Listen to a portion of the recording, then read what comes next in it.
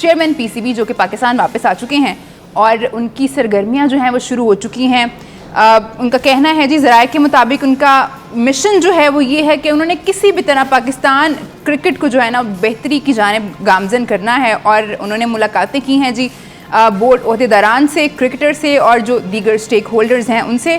और ज़राए का ये भी कहना है कि चेयरमैन की जानिब से बिला ताख़ीर बड़े फैसले जो हैं वो मुतवक्के हैं। सलीम भाई, इतनी जल्दी आके सबसे मीटिंग भी होगी उनकी, ये मेरी समझ नहीं आई कि ये हो गया है।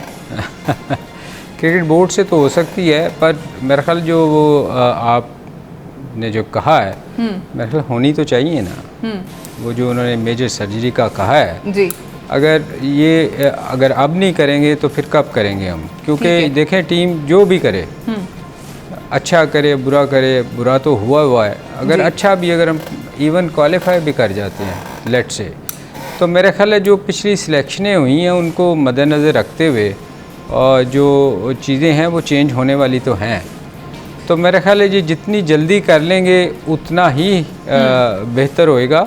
और कुछ चीज़ें हमने आपको याद होगा इंजीनियर मैंने इस चैनल पे कही थी, जो मेजर जो चीज़ें चेंज होने वाली है ना वो हमारे डोमेस्टिक क्रिकेट में, ठीक है, और कुछ क्रिकेट बोर्ड में भी होने वाली हैं जो नीचे। जी भाई, आप कुछ ऐड करना चाहेंगे क्योंकि टाइम थोड़ा रह गया हमारे पास। जी, जो सलीम भाई कह रहे हैं बिल्कुल ठीक कह रहे हैं कि इतना थोड़ा नहीं आप अपना ओपिनियन दे सकते हैं।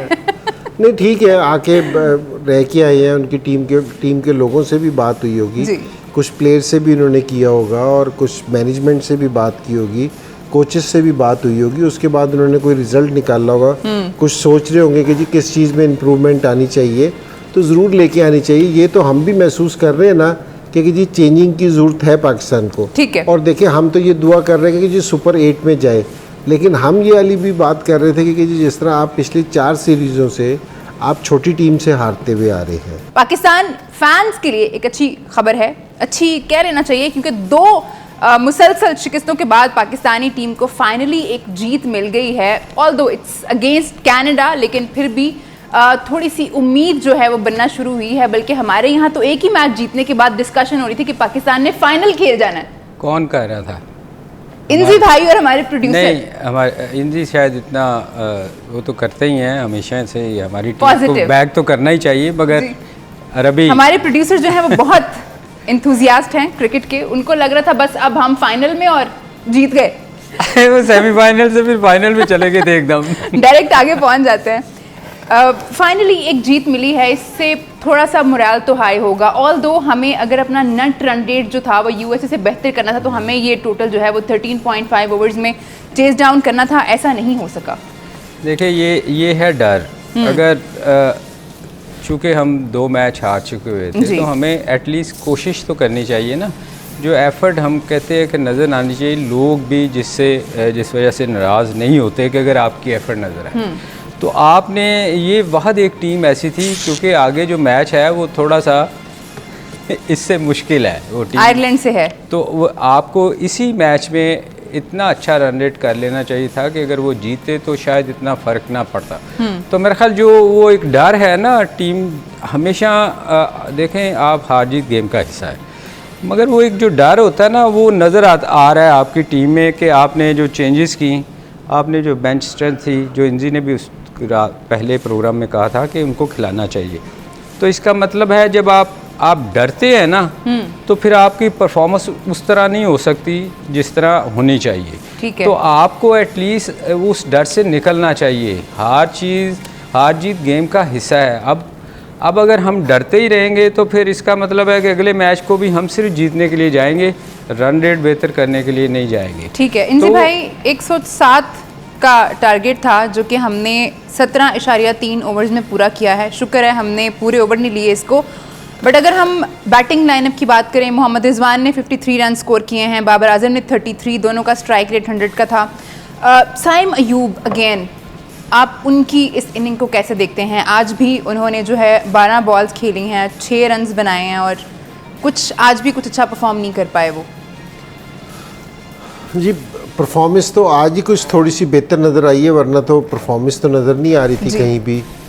और ठीक है, आप है ना 1 से 2 मैच हार जाते हैं तो अब इसको हम तो फाइनल में भी चले गए कनाडा से जीत के, तो लेकिन मेरा ये ख्याल है कि जी आपको जब तक ये फियर आप अपने दिल से नहीं निकाल लेंगे ना हारने का, तो आप है ना, जीत के भी हम हार गए कि अगर हमें 104 रन कनाडा के ख़िलाफ़ 13 से 14 ओवर में करने थे तो मेरे ख्याल में हमें करने चाहिए थे।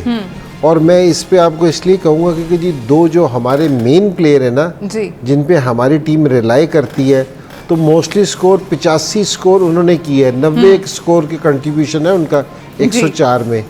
अगर हम यहाँ इस सूरत हाल में भी अगर हम वहाँ नहीं पहुँचते, ठीक है, तो हमारे लिए ना फिर मुश्किल है इस चीज़ का कि हमें ना अपना रन रेट है ना, हमें अपना बेहतर ही करना पड़ेगा। अब ज़रा थोड़ा सा इस चीज़ को आप मद्देनज़र रखना। कनाडा की जीत में मैं बहुत बड़ी नहीं बात करता कि जी कनाडा से हमने इस तरह जीता, जी मैं अब रिजवान की तारीफ़ शुरू कर दूं या मैं बाबर आजम की तारीफ़ शुरू कर दूं, तो मुझे कुछ मुनासिब नहीं लगता कि मैं इस तरह की बात करूं। वो भी अपना रन रेट बेहतर करने की कोशिश करेंगे, हारने के बाद वो अगर बड़ा स्कोर करे उनका भी अपना रन रेट बेहतर करने की कोशिश करेंगे। अगर हमने एक टीम को 104-5 पे रन्स पे आउट कर लिया, 107-8 का टारगेट था, तो मेरे ख्याल में कोई प्लान करना चाहिए था कि हमें किसी चीज़ का। अब अगर हम डरते रहेंगे कि जी हमारी 2-1 विकेटें गिर गई, मेरे ख्याल में जिस तरह साइम अयूब था या यहाँ फ़खर था, थोड़ा सा आप अपने नंबर को ना फ्लेक्सिबल करें थोड़ा सा। ज़रूरी नहीं है कि जी फ़खर 4 पे जा रहा है तो वो 4 पे ही खेलेगा। हमें इस टाइम ज़रूरत थी कि हमें ये स्कोर 13 ओवर और 5 बॉलों पे करना ही करना चाहिए था, हमें इसको प्लान करना चाहिए था, मेरी जहाँ तक ख्याल है।